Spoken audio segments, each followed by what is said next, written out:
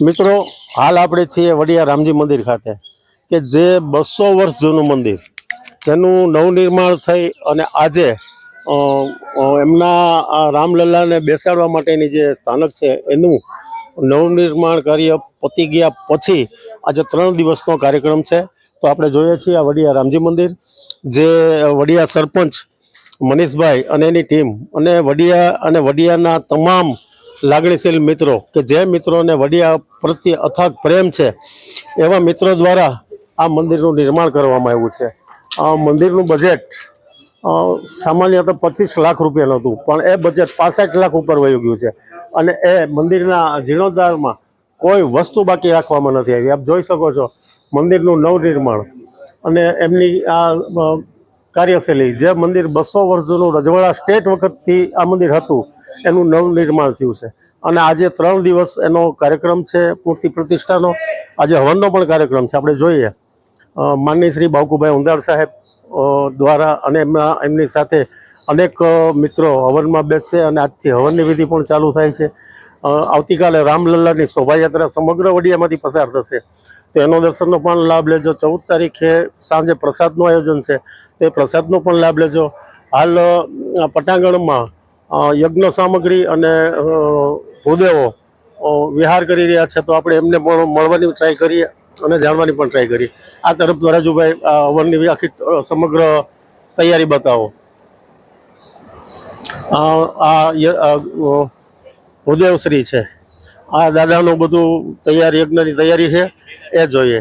વધુ આપણે જાણીશું દાદા પાસેથી કે આજનો દિવસ અને આ રામલલ્લા માટે કેવો સરસ છે. વિશેષ રાજ સ્ટુડિયો કરો ફોલો, લાઈક. અમારી ચેનલમાં તમને નવું મળતું રહેશે. તો રાજ સ્ટુડિયો યુટ્યુબ, રાજ સ્ટુડિયો ફેસબુક અને રાજ સ્ટુડિયો ઇન્સ્ટાગ્રામ ફોલો કરો, સબસ્ક્રાઈબ કરો અને લાઈક કરો. આવજો. અરે પરમાત્માની કૃપા હોય ત્યારે આપણે રાઘવેન્દ્ર સરકાર, રામચંદ્ર પરમાત્માનું જીવન કેવું હતું, રામચંદ્ર પરમાત્માના જીવનના એના ચરિત્ર ઉપર આપણે ચાલીએ તો કોઈ દિવસ તકલીફ થાય નહીં. એવા રાઘવેન્દ્ર સરકાર કે જેનું નામ સ્મરણ કરવાથી પાપ હરી જાય એવું આ 200 વર્ષ જૂનું પુરાણું આ ઐતિહાસિક મંદિર હતું. અને અહીંયા ભગવાનની નાની નાની મૂર્તિઓ બિરાજમાન હતી. પછી અહીંના સરપંચ શ્રી અમારા ભીખાભાઈ તથા ભાઈ બાવકુભાઈ આ બધાએ પરિશ્રમ કરી અને આ મંદિરનો જીર્ણોદ્ધાર એટલે કે નૂતન મંદિર બનાવ્યું. પછી આ મંદિરની અંદર રાઘવેન્દ્ર સરકાર, માં જાનકી મૈયા અને લખનલાલજી અને હનુમતલાલજી અને ગણપતિ દાદા, રામેશ્વર ભગવાનનું મંદિર હતું, ત્યાં બિરાજમાન કરવાના છે.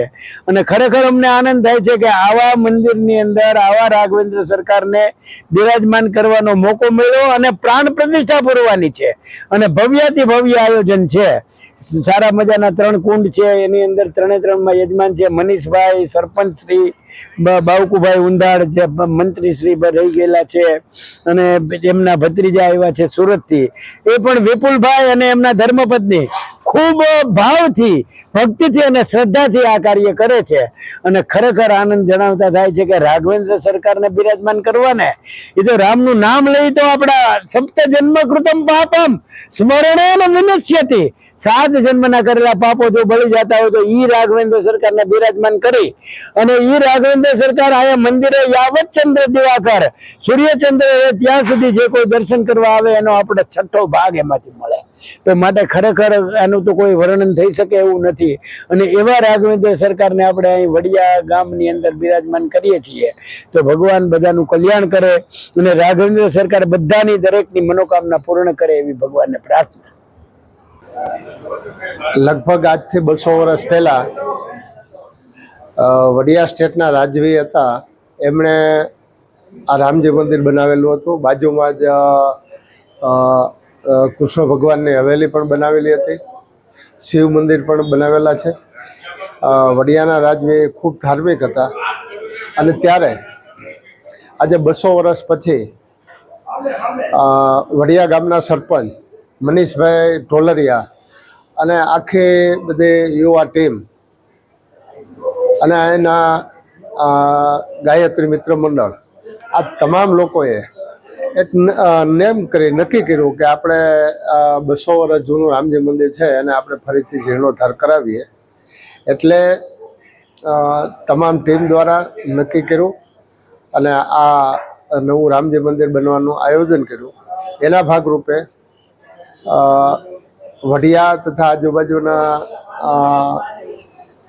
વિસ્તારના પણ આગેવાનો દ્વારા અને ખાસ કરીને જે બાર જે વઢિયાના આગેવાનો છે આ તમામ દ્વારા અને ગામના સહકારથી આ રામજી મંદિર બનાવવામાં આવ્યું છે. આજે એની પ્રાણ પ્રતિષ્ઠા શરૂ થઈ છે. 3 દિવસ પ્રાણ પ્રતિષ્ઠાનો કાર્યક્રમ છે અને આ 3 દિવસના પ્રાણ પ્રતિષ્ઠાના કાર્યક્રમમાં 14 તારીખે સાંજે ગામના દરેક ઘર તમામ ધર્મ સંપ્રદાયના તમામ લોકોને એક સમૂહ ભોજન રાખ્યો છે. અને આ સાથે સાથે જે વઢિયાની અંદર લગભગ મોટા ભાગના મંદિરો જે હતા એ બધા જીર્ણોદ્ધાર થઈ ગયા હતા. એક જ મંદિર લગભગ બાકી હતું. એટલે ગામ લોકોની અને બધાની ખૂબ ઈચ્છા હતી કે આ રામજી મંદિર નવું બને અને એમાં અમારે જે સરપંચની ટીમ છે એમના દ્વારા ગામના લોકોનો ખૂબ સહયોગ મળ્યો છે. આ મંદિરનું ખાતમુહૂર્ત થયું ત્યારથી આ અત્યારે પ્રાણ પ્રતિષ્ઠાનો સમય આવ્યો. આ સમય દરમિયાન અમારા ભાઈ ભીખુભાઈ પંડ્યા છે એમણે પણ 24 કલાક અહીંયા સેવા બજાવી છે. એવી રીતે અનેક લોકોએ સેવા આમાં આપી છે. આજે જે 200 વર્ષ જૂનું જે અમારા વડિયાની અંદર જે મંદિર જૂનું હતું અને એનું અત્યારે જે નવું મંદિર બની ગયું છે અને તૈયાર પણ થઈ ગયું છે, જેની અત્યારે 3 દિવસની જે મંદિરની પ્રાણ પ્રતિષ્ઠાની જે મૂર્તિ પ્રાણ પ્રતિષ્ઠાનો જે કાર્યક્રમ રાખવામાં આવેલો છે એમાંથી મને જે લાભ અત્યારે 3 દિવસ જે મને મળવાનો છે એ એક અદ્ભુત લાહો છે ને અદ્ભુત એક માહોલની અંદર અમે જે અત્યારે આવ્યા છીએ સુરતથી અને એનું અમને બહુ ગર્વ છે, આનંદ છે અને ગર્વ છે અમને. જય શ્રી કૃષ્ણ, જય શ્રી રામ.